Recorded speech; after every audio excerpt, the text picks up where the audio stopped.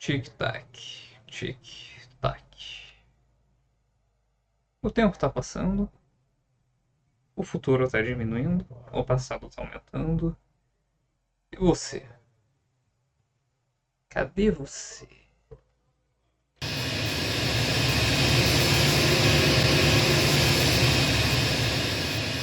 Fala galera, ligado aqui no canal Terceira Coisa. O tema do vídeo de hoje é O Tempo Envelhece Depressa, do Antonio Tabucchi, livro de contos da literatura italiana. Isso aí, assim, esse é um livro que eu não tenho em mãos, evidentemente, porque eu me propus a ler esse livro em italiano, já que eu estou estudando a língua italiana. Demorou um pouco no começo, mas engrenou. E esse é um livro que me surpreendeu muito positivamente. Né?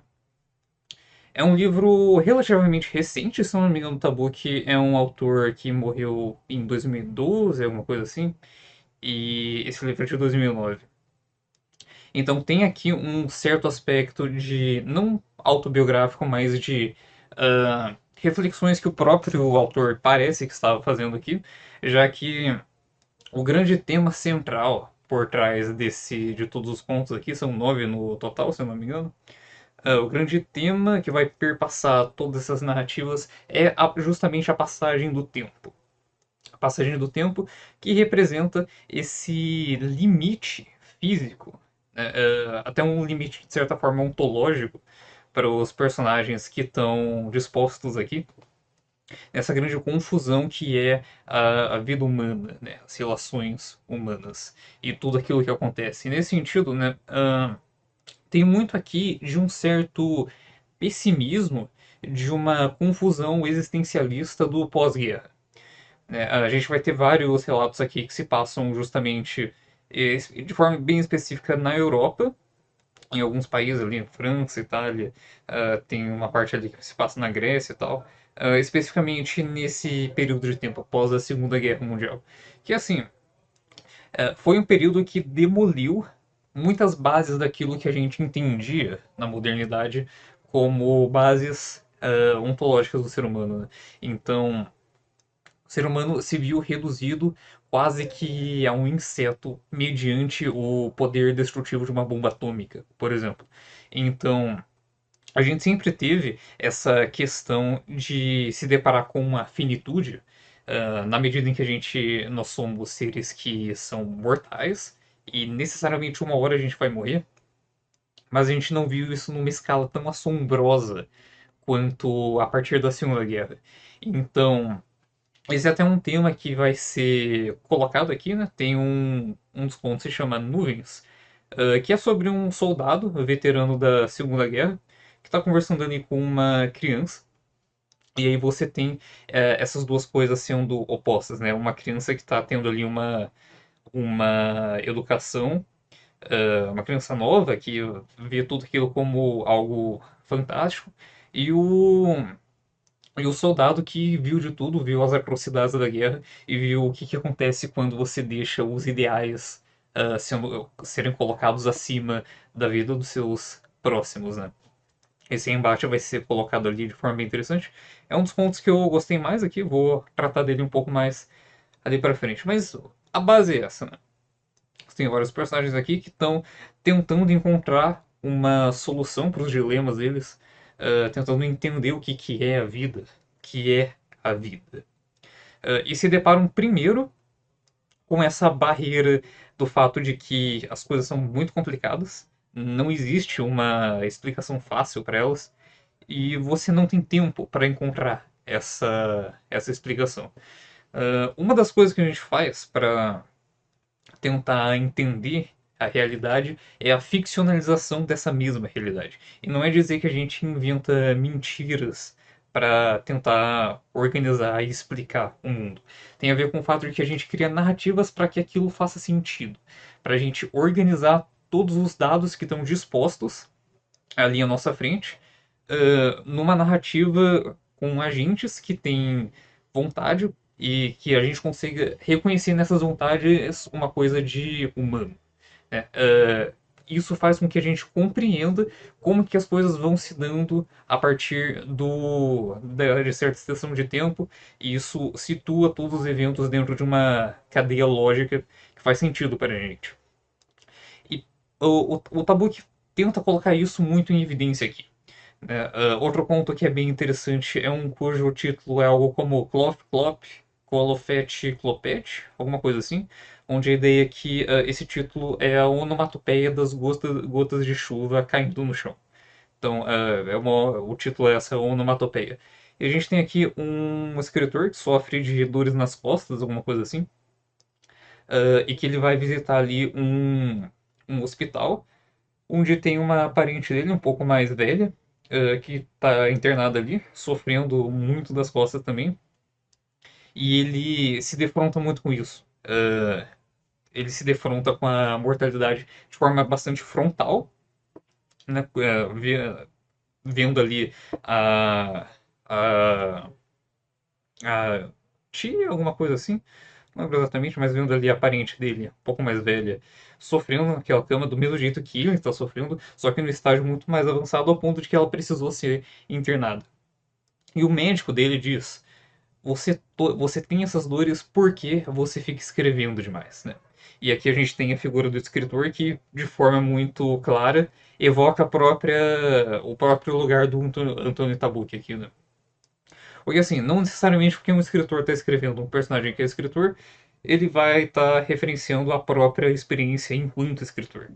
Mas aqui, dado o ponto em que esse livro foi publicado e o tema que ele descreve, né, que é justamente esse ofício do escritor de tentar dispor as coisas a partir de uma narrativa com começo, meio e fim, tem um pouco do Tabuki tentando refletir sobre o que é escrever esse mesmo livro de relatos, né?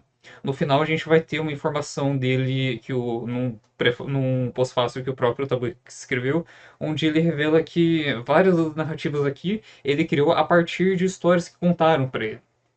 Então a gente tem muito isso, né? E o escritor nesse ponto ele se defronta com essa coisa meio opaca que é a existência.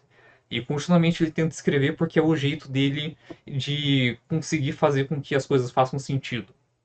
Ainda que isso prejudique a saúde dele, nas palavras do próprio médico dele, né?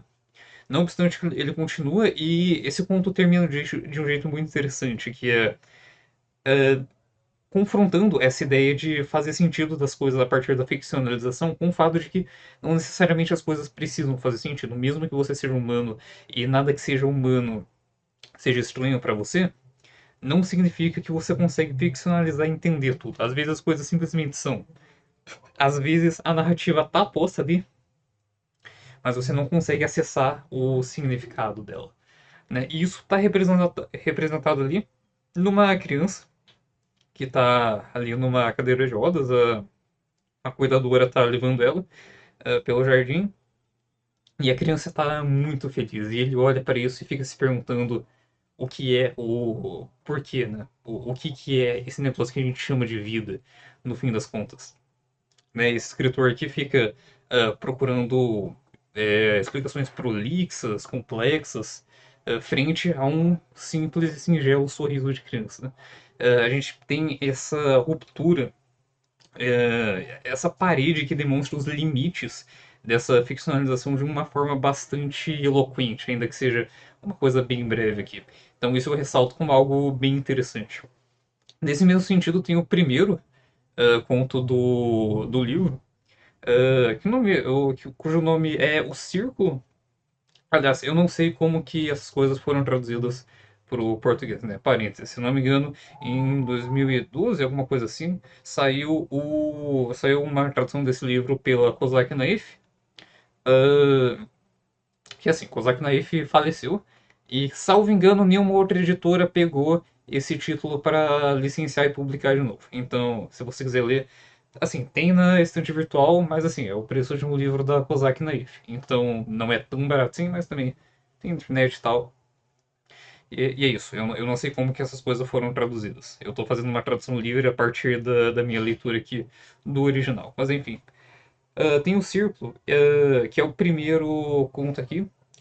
e que é o conto onde a personagem consegue transpor essa barreira, né? Porque a gente mostra ali uma personagem que se casou com um cara que é parte de uma família ali, uma família de posses, que tem as posses de um serviço de correios bastante antigo e bastante estabelecido, uma família de posses, e ela fica se perguntando: o que isso tem a ver comigo? Que isso tem a ver com a minha história, a minha trajetória de vida?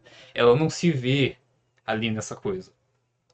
E aí ela tem uma visão, não fica muito claro se é uma visão ou se é algo que se passou alguns dias depois ou algo assim, né? A gente tem uns time skips assim nesse sentido. Onde ela vê um monte de cavalos selvagens ali, ela tá numa espécie de planície bem alto, um planalto, né?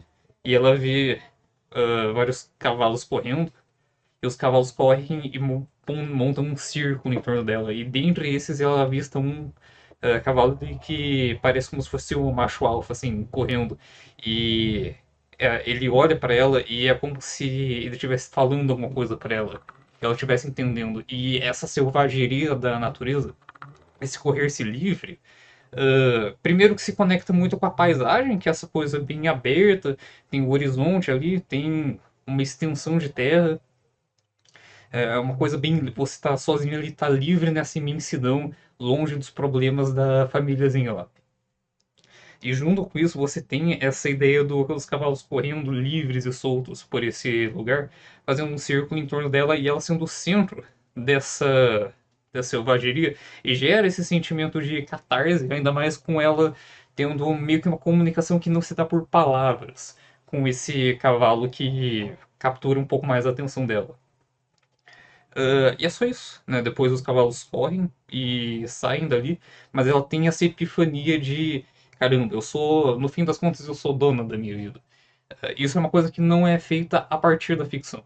Não é feita a partir do. Quer dizer, até é, né? Você tem a narrativa aqui e tal, mas isso não é feito com palavras. Isso não é posto numa cadeia lógica que estrutura uma narrativa coesa com um começo, meio e fim e uma sensação de causalidade ali, né? É uma coisa muito mais anterior a essa racionalização da experiência. Então, assim, os primeiros dois contos aqui, vocês viram que são coisas simples, mas que trazem coisas bem complexas, que vão pautar todo o resto dos contos desse livro. Então, assim, é uma excelente primeira impressão do livro já no comecinho. E daí, né, eu não pretendo comentar todos os contos aqui, mas tem alguns em específico que eu acho que faz sentido trazer para discutir uns outros temas que o Tabuki vai colocar em pauta aqui, né? Eu mencionei o conto Nuvens, que é do soldado e da criança. Esse conto é bem interessante, né? Você tem esse embate do novo, daquilo que está crescendo num mundo que está para ser explorado, e a partir da escola ela vislumbra todas essas coisas bem bonitas. E essa coisa que a escola diz para ela que é o ideal e que é preciso viver a partir de um ideal. E daí do outro lado você tem o soldado que passou pela Segunda Guerra e viu todas as coisas que destruíram a nossa esperança em ideais grandiosos, até de humanidade, a gente pode dizer, né? A gente perde um pouco a fé na humanidade a partir das atrocidades que são cometidas na guerra. Até porque, assim, é uma escala que nunca tinha sido vista antes. E é um nível de crueldade também, né? Até porque a isso o soldado vai iludir bastante. Quando ele disse que tudo bem, essa ideia de ideais que você estava falando para mim, que você ouviu na escola, que é necessário viver por algo maior, tudo é muito bonito no papel, mas assim, levou a umas coisas não muito legais. E aí, obviamente, ele está falando sobre o Holocausto aqui. Ele não faz uma menção direta, porque assim, uma criança você não vai dar uma descrição muito gráfica para traumatizar ela, mas isso fica no pano de fundo ali. E aí é muito interessante, né? O que o Tabuki está tentando fazer aqui é contrastar o que vai vir depois a partir daquilo que veio antes. E quais são os problemas que o soldado está vendo ali a geração antiga repetir o que a geração dele fez. E assim, como que você junta essas duas perspectivas tão díspares, né? Em dado momento ali, o soldado tá. Eles estão ali numa praia, se não me engano. Estão deitados ali na cadeira, um do lado do outro. E ele fala sobre um manual de nuvem-mancia, alguma coisa assim, que é uma divinação a partir das nuvens. E daí eles estão vendo as nuvens passando ali. E daí ele prediz, né, as coisas bonitinhas.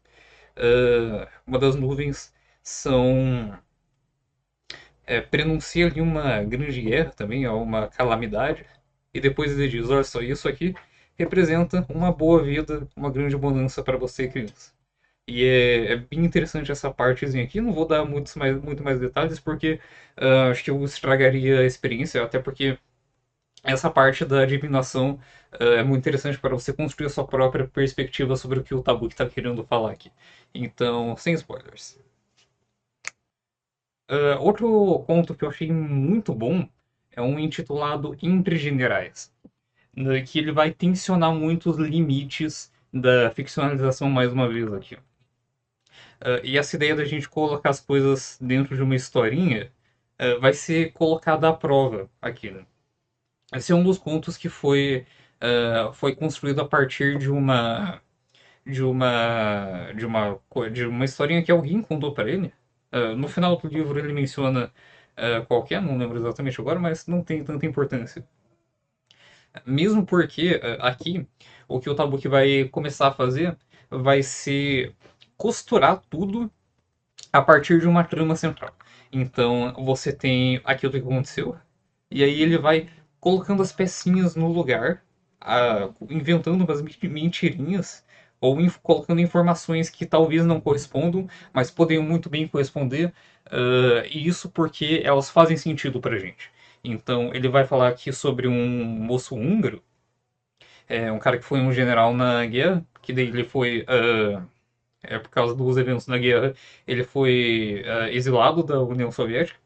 Muito tempo depois do colapso da União Soviética, um velho general que lutou contra ele, que era da Rússia, vai chamar ele e vai falar: ó, você não quer passar um fim de semana aqui em Moscou?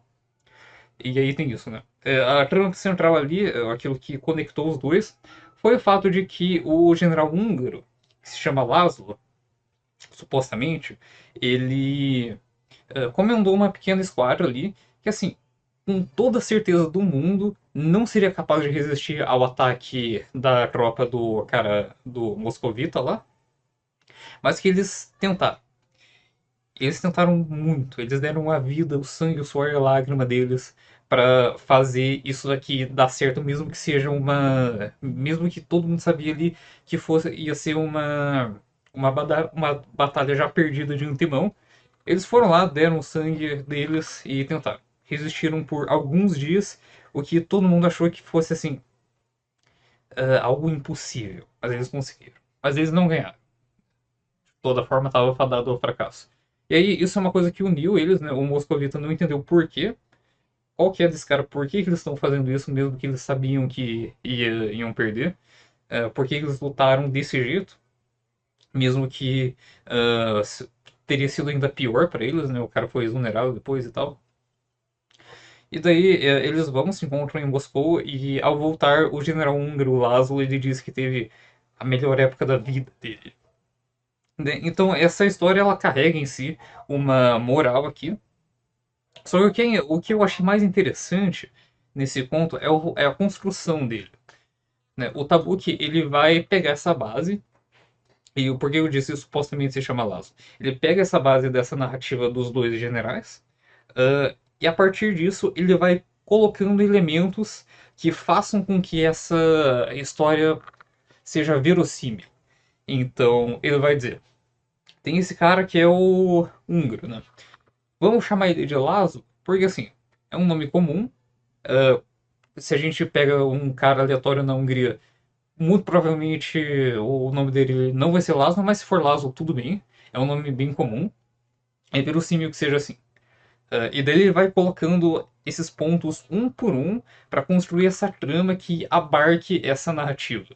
Né? Ele está criando uma nova camada de ficcionalização a partir da narrativa que foi contada para ele. Então, o que ele está tentando fazer aqui é colocar como que talvez a narrativa, a ficção, seja algo que esteja até mesmo além da realidade, né? Porque meio que não importa aquilo que aconteceu, porque a moral da história continua lá, mesmo com essas pequenas distorções e tudo mais. E isso é bem interessante, eu acho que é uma lição pra gente como leitor, né? Não, meio que não importa esse negócio de verossimilhança, né? Ah, eu já desgostei de vários livros muito bons quando eu não tinha uma bagagem literária tão grande quanto eu tenho hoje. E assim, provavelmente se eu lesse isso daqui uns 10 anos atrás, isso me incomodaria um pouco. Né? O jeito como ele fica inventando coisinha, colocando coisa que talvez não seja aquilo nobre.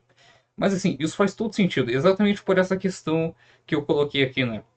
A arte talvez seja maior do que a vida. Tem uma frase que eu achei muito interessante que ele cita que se o Homero tivesse conhecido Ulisses, talvez Ulisses parecesse para ele um homem completamente banal. É, Ulisses é evidentemente o herói da Odisseia, o Odisseu no caso. Enfim, isso é assim muito interessante. E dá para entender que ele segue um pouco essa linha nos outros relatos, né? Até porque outra coisa que tensiona esse limite entre ficção e realidade é essa conexão tênue, que no fim das contas é aquilo que une a gente à compreensão. Ele vai estendendo isso cada vez mais na medida que, por exemplo, esse conto foi uma pessoa que contou para outra pessoa que contou para ele. Então você se distancia cada vez mais, mas o mote ainda está ali. Mesmo que o mote fosse outro, né? Mesmo assim, né? Você pode ter a interpretação que você quiser sobre por que foi a melhor noite da vida daquele general em Moscou. A história está ali, você constrói o seu significado, assim como o Tabuki construiu os significados que colocaram essa rede em movimento. Então, assim, muito interessante. É um dos pontos que eu mais gostei aqui nesse livro também. E o último ponto sobre o qual eu pretendo falar um pouco aqui é o último, né, que é se chama Contra o Tempo, no original Contra o Tempo, que é sobre, que vai brincar um pouco com esse tensionamento do pacto ficcional um pouco mais, né? Ele vai fazer uns time skips que ele diz, o próprio narrador diz aqui que só são possíveis na imaginação. Então ele vai pular de um lugar para outro. Ele vai falar que o protagonista aqui é um cientista biólogo, alguma coisa assim, um microbiologista, porque no avião o olho do narrador que espia o personagem como se fosse outro passageiro ali interpreta ele como se ele fosse um microbiologista, porque dá a entender que ele se parece com isso. E daí o narrador vai se referindo a esse cara como isso, apesar disso não ter uma confirmação evidente ali, né? O narrador supõe que ele está indo para uma conferência de microbiologia que está acontecendo ali na Grécia, partindo de algum aeroporto na Itália, não importa qual, só importa que seja um que permita que você vá a Atenas direto sem fazer conexão. Outra coisa que estressa aqui um pouco o pacto ficcional é esse detalhe. E daí vai seguindo ele, enquanto ele pega um veículo ali e vai passando pela cidade. Vai primeiro agindo como se ele estivesse indo em direção à pousada perto de onde vai acontecer a conferência. Mas ele toma um desvio e vai para uma estradinha meio estranha ali, meio decadente, que vai para um lugar ermo ali, onde tem uma pequena construção, onde aparentemente tem um monge ali. E ele encontra ali esse monge, esse suposto monge. Ele vai até o lugarzinho, encontra o cara, eles têm uma conversa ali um pouco estranha, aí você tem um time skip, e aí são os filhos dele que vão ali e conversam com o monge de novo. O conteúdo dessas conversas e o que tem a ver uma coisa com a outra. O que tem a ver uma coisa com a outra é que, né, que a gente vai ter mais uma vez um pouco essa questão do novo conhecendo o velho e de uma certa dialética do futuro influindo no passado. É uma coisa meio assim. Para você construir a sua própria interpretação a partir disso e ver como que essas coisas se dão, você vai ter que ler o livro. De novo, dá para achar ele na estante virtual, não é tão difícil. apesar de não ser a coisa mais barata do mundo, porque afinal é um livro que só saiu pela editora Kozak. Mas assim, fica aqui o grande pedido para, sei lá, se algum editor estiver assistindo isso, traga esse livro, cara, porque a gente tá precisando de Antônio Tabucchi aqui no Brasil. Se não me engano, os outros livros dele não foram traduzidos, né? Ele é o autor de Afirma Pereira e Noturno Indiano, que são dois romances que eu tô para ler. Vou ver se eu consigo ler esse ano. Como eu mencionei, eu tô aprendendo italiano. Meu objetivo é ler um pouco mais dessa literatura. E assim, no começo eu tava engasgando, mas depois fluiu que era uma beleza e eu consegui chegar a essa fruição, né? Uma coisa que eu tava um pouco com medo era de ficar tão travado na leitura que eu não conseguisse apreciar o livro. Eu travei na leitura do começo, mas eu consegui apreciar o livro, pelo menos. Então, assim, a gente tá precisando desse cara aí, que assim, um cara muito importante. Eu acho que a gente só entende um pouco o real impacto de um escritor depois que ele morre, e ainda assim, alguns anos depois, pra gente ver tudo aquilo que veio após ele, que tem as suas raízes na obra daquele escritor. Então, assim, acho que tá na hora de publicar esse cara aí, né? Assim, um escritor fenomenal. Esse daqui é facilmente um dos melhores livros que eu li esse ano até agora. Mas não tem no nosso mercado editorial novo, salvo engano, pra sair. Não, assim, seria legal se tivesse. No mais é isso. Se gostou do vídeo, gostou do livro, você já leu isso aqui? O Tempo Envelhece Depressa, do Antônio Tabucchi. Conta pra mim aqui nos comentários. Deixa as suas sugestões para outros vídeos aqui. Sugestões, críticas, pedidos, qualquer coisa, perguntas nos comentários. Por favor, curte e se inscreva se você não é inscrito. Compartilhe esse vídeo para que mais pessoas possam discutir aqui o livro de contos da literatura italiana, que é muito bom. Tem Envelhece Depressa. Então é isso aí, galera. Vamos falar de Antonio Tabucchi, literatura italiana. E é isso aí, cara. Eu vejo você no próximo vídeo com a próxima terceira coisa.